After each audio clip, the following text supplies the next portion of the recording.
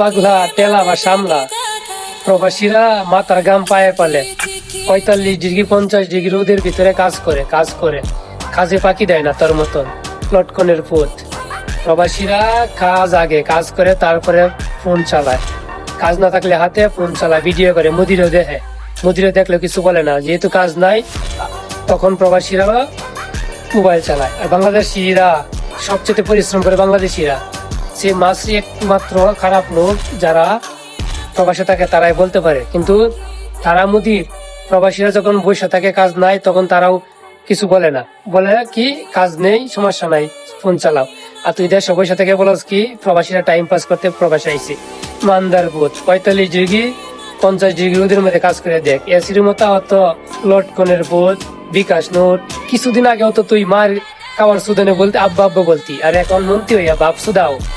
মান্দার পো লটকনের পো।